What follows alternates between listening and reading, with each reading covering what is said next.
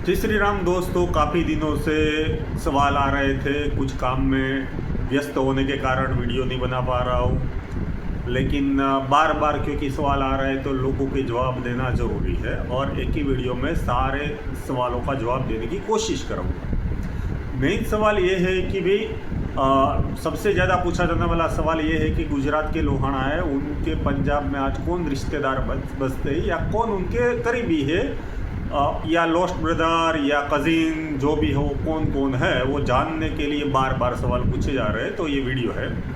सबसे पहले मैंने जो पिछला जूनागढ़ वाला प्रोग्राम है उसकी पीपीटी डाली हुई है, उसमें सारे बुक्स स्क्रीनशॉट्स है और वो बुक्स की डायरेक्ट डाउनलोडेबल लिंक भी है। आप वहाँ उस पर क्लिक करके खोल भी सकते हो, पुराना वीडियो देख लेना।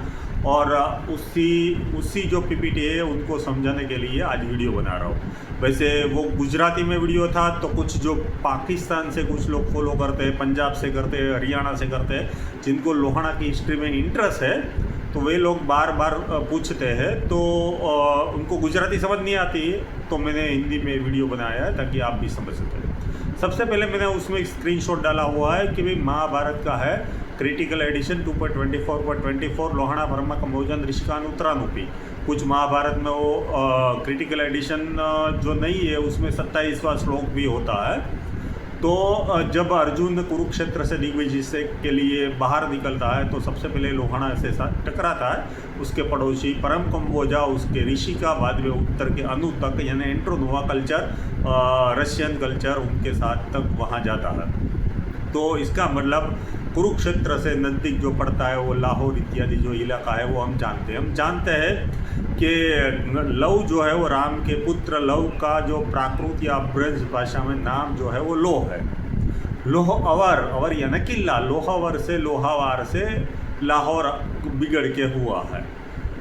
पाणिनिकालीन भारतवर्ष वी.एस. अग्रवाल लिखते हैं कि लोहा यानी लोहाने है, यानी पाणिनि के नडादिगण अष्टाध्यायी में ऐसा है कि किसी भी राजा या महापुरुष उसके जो वंशज है वो अयन प्रत्यय से लग के पहचाने जाते हैं। लो अयन यानी लोह का परिवार, लोहायन हुआ, और लवायन यानी लवाणा क्षत्रिय जो बिगड़ के हुआ। स्कंद पुराण हिंगुलात्री खंड में हालार यानी आज का जो गुजरात में पोरबंदर जिला है, या जो मतलब जामनगर जिला है या राजकोट जिला है, तो ये जो है वो आलार कहे जाते हैं। कच्छ, आलार, कच्छ और सिंध के लवाण क्षत्रिय या लोहाण क्षत्रिय, ऐसा पाठ ब्राह्मण उत्पत्ति मार्तंड में दिया गया है। तो प्रदेशों का जिक्र आ गया, तो लोहाण कब पंजाब से निकले जानने के लिए लोग बार बार पूछ रहे थे। तो सब दो जगह, दो ब्रांच बार बार निकली, मैं आपको बता रहा हूँ, आप अच्छे से समझे। एक तो लोहाना राजा जो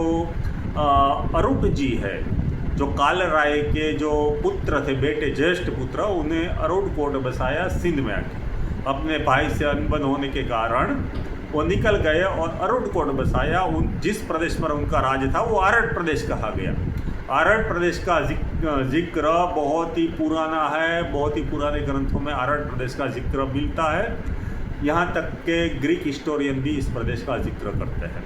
तो अरूट राजा का जो वंशज है वो अरूट वंशी या बाद में बिगड़कर अरोड़ वंशी और अरोड़ा कहे जाने लगी। तो ये जो अरोड़ा, और आप गौर से देखिएगा कि 1 2 4 सरनेम नहीं, पूरी सरनेम्स की एक पूरी लिस्ट है जो लोहाना और अरोड़ा में कॉमन है। सचदेव, कक्कर, न जाने कितनी सरनेम है कि बोलते हुए थक जाए, बराबर है। सेम वस्तु जैसे खक्कर सरनेम है तो खुखरेन खत्री के साथ, खत्री यानी क्षत्रिय का अपभ्रंश होता है। चाहे लोग कुछ भी बोले, लेकिन एक भाषाविद जिसने व्याकरण का, ग्रामर का अच्छा नॉलेज है, जो संस्कृत और प्राकृत का अच्छा ग्रामर का जानकार है, व्याकरण का जानकार है, उनको पता है कि खत्री जो है वो क्षत्रिय का अपभ्रंश है। जैसे क्षेत्र से क्षेत्र हुआ, इस तरीके से अपभ्रंश हुआ है। ऐसे में कई उदाहरण दे सकता हूँ। तो जो अरोड़ा खत्री है, जो वहाँ उत्तर में बसते हैं, ओतरादी या अरोड़ा कहे गए। बाद में जो दक्षिण में, तो दक्षिणी सरनेम लोहाना में आज भी पाई जाती है। तो दूसरी ब्रांच कब आई, जिसे अगम लोहाना का चचनामा में बार बार जिक्र आता है, तो मैंने उसका देवी चंद्र गुप्तम नाम की प्राचीन बुक, जो गुप्त वंश के चंद्रगुप्त विक्रमादित्य की जो हिस्ट्री बताती है वो बुक, जिनका पारसी में ट्रांसलेशन हुआ ईस्वी सन 870 में 870 मुजमुल उत तवारिख में हुआ है।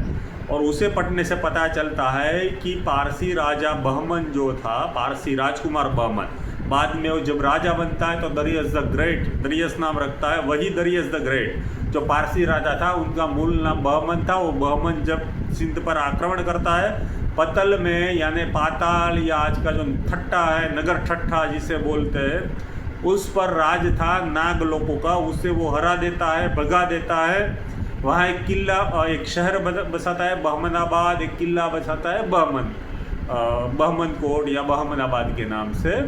ब्राह्मणाबाद जो बोल रहे हो वाकई में बहमनाबाद है, वो मैं आपको क्लियर करता हूँ, पारसी राजा का था। लेकिन उसके वंशज कमज़ोर हुए, सिकंदर, अलेक्जेंडर द ग्रेट जिसे बोलते हो, सिकंदर का आक्रमण होता है तो पारसी राजा दरियस द ग्रेट के जो वंशज है वो उतने दरियस जितने कैपेबल नहीं थे, तो उसका राज्य टूटने लगता है। मौका देख के लोहाना आक्रमण करते हैं। दरियस द ग्रेट के जो वंशज है महरा, वो अभी भी ब्राह्मणाबाद पे राज करता होता है, उसे घेर लेते हैं। वो रात में सुरंग बनाकर तुरान प्रदेश की तरफ चला जाता है। तो इस तरीके से लोहानाओं का ब्राह्मणाबाद पर कब्जा हो जाता है। और उसके बाद सत्तत चचनावा में अगम लोहाना जो आखिरी सम्राट था लोहानाओं का, क्योंकि उसके बाद युद्ध में घायल हो जाता है अगम लोहाना चच के साथ युद्ध में, और किले में, अपने ही किले में घायल हो जाता है। उसकी सेना किले में ले जाती है, वहाँ उसकी मृत्यु हो जाती है। उसका बेटा सरन लोहाना राजा बनता है।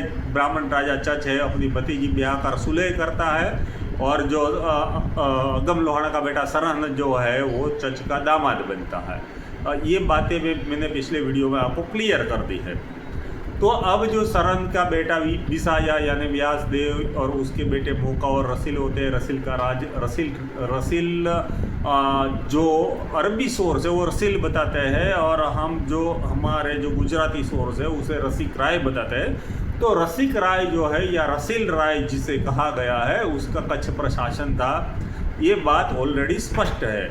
लखा, सम्मा, सहता, कोटक, चन्ना इत्यादि सारी ब्रांच, लोहाना की जो ब्रांच है वो सारी की सारी अगम के अंडर में राज करती थी।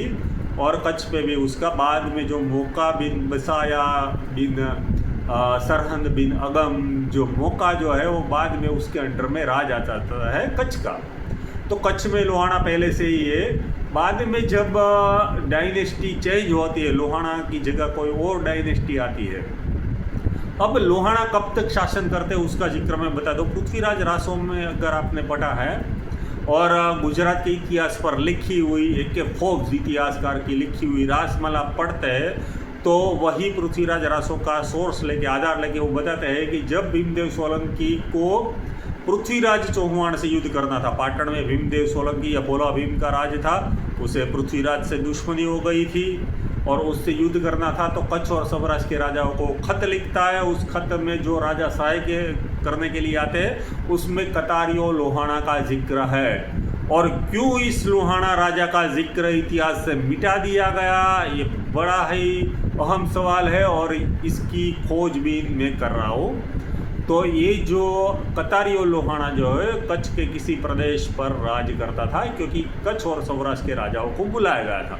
वो राजा था कहीं का, जो भी था वो कच्छ में था, मेरा ऐसा मानना है। तो कच्छ का जो कतारियो लोहाना है तो वहाँ पर राज था। बाद में जब डायनेस्टी बदलती है तो कच्छ, जब जाडेजा डायनेस्टी के दौरान आप पूरा कच्छ का स्थिति बढ़ेंगे, गेजेटियर में बढ़ेंगे, तो सारे सेनापति और दीवान लोहाना पाए जाते हैं। दीवानों की लोहानाओं की परंपरा होती है, उसकी जब ब्रांच एक अलग होती है कच्छ से अलग होकर। जामनगर, नवानगर में जब वो अपना जो राज एस्टेब्लिश करते हैं तो लोहानाओं को वो बुलवाते हैं लेटर लिख के और उसके साथ ले जाते हैं। तो जामनगर माइग्रेशन होता है। पोरबंदर और कराची के बीच पहले से ही रिलेशन थे, मैत्रक राजाओं से रिलेशन पाए जाते हैं। सैंतों से रिलेशन की बात बार बार मैत्रक राजाओं में जिक्र में आती है। और हम जानते हैं कि जब चच का समय था तब अगम लोहाना का राज जो था वो जहाँ ब्राह्मणाबाद, नारायणकोट, ये नेरून जिसे बोलते हैं उस पर था। और सारा जो सटाई इलाका जो था वो अगम लोहाना के वंश में था, लोहानाओं का राज था। तो जो मैत्रक राजाओं जिस सैंधव की बात कर रहे हैं, डेफिनेटली चच तो सिंध का था नहीं, वो तो बाहर से आया हुआ था। तो सैंधव कौन थे, किसका राज था?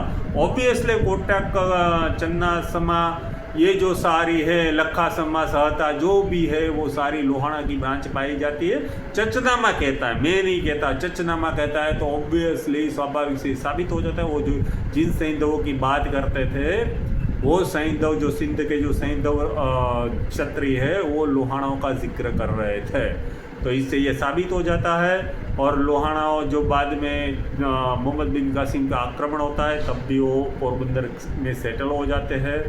और जैसे ब्राह्मण उत्पत्ति मारतंड, हलार प्रदेश, यानी सीधी सी बात है कि आप जूनागढ़, पोरबंदर, जामनगर, राजकोट जो भी गिनो वो सारा इलाका है। बाद में माइग्रेशन तो होता रहता है। भाई अंग्रेजों के टाइम पर तो बॉम्बे प्रेसिडेंसी था। एक बात समझिए, बॉम्बे प्रेसिडेंसी था। सिंध और कच्छ के बीच, गुजरात और सिंध के बीच कोई सरहद नहीं खींची हुई थी। आवाज जवान तो रोज़ लगी रहती थी। इसीलिए जो भी भ्रांति है वो आपके दिमाग से दूर कर दो। दूसरा डीएनए की बात करें, 50 से ज़्यादा सैंपल का अभ्यास किया गया है। हमारे कुछ जो मित्र है जो मेरे मार्गदर्शन में या मेरे साथ ही है काम कर रहे हैं हम लोग टीम में, तो उन लोगों का अभ्यास करके उन लोगों को तय करते हैं कि सबसे ज़्यादा जो डीएनए मैच होता है, यानी सेम टू सेम या कार्बन कॉपी आप गिन लो, तो वो पंजाबी अरोड़ा खत्रियों के साथ मिलता है, खुखरेन के साथ मिलता है। यहाँ तक कि बहुत सारा जिससे आप खन्ना या कपूर, पता नहीं वो कुछ डाइगर या 12 घर, ऐसा कुछ मुझे ज़्यादा वो मालूम नहीं। वो आप कोई अगर खत्री भाई वीडियो देख रहा है तो वो इस बारे में हमारा ज्ञान बढ़ाने की कृपा करे।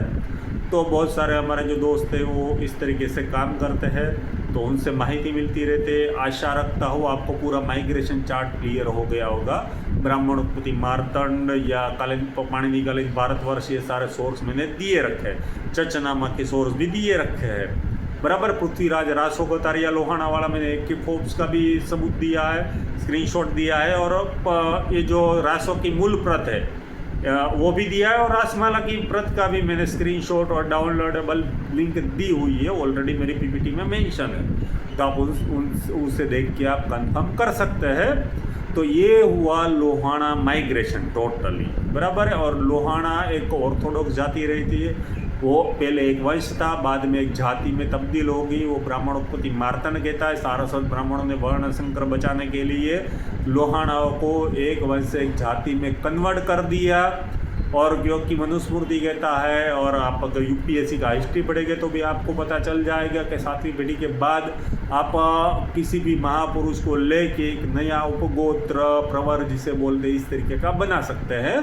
तो लोहानाओं की 84 ब्रांच है, उसकी जो सब ब्रांच है वो भी सारी पूरी की पूरी डिटेल लोहाना महापरिषद और हमारे जो विद्वान हैं उन लोगों ने मेंटेन करके रखी हुई है। कोई टेंशन की बात नहीं, सारे एकेडमिक एविडेंस, लिटरेरी एविडेंस हमारे पास ऑलरेडी है। तो ये हुआ टोटल माइग्रेशन, कोई भी कंफ्यूजन करने की ज़रूरत नहीं है। और पूरा एकेडमिक स्टाइल से रेफरेंस के साथ हमारे पास सारे सबूत और सारे रेफरेंसेस, संदर्भ हमारे पास मौजूद है। तो आपको आशा रखता हूँ आपके सारे जो कन्फ्यूजन्स हैं वो क्लियर हो गए होंगे। शास्त्र प्रमाण माने जाते हैं, जो तो समय की पुरानी बुक्स जो लिखी गई है वो प्रमाण माने जाते हैं। तो इस प्रमाण से सिंध का, पंजाब का इतिहास जो है वहाँ के लोग तय करेंगे, दूसरे लोग तय नहीं कर सकते। इतनी बात आप समझ लीजिए। तो अब मैं अपने आप को यहाँ रोकता हूँ, और फिर अगर कोई सवाल आए तो फिर मैं वीडियो बनाऊँगा। जय श्री राम, जय जलाराम।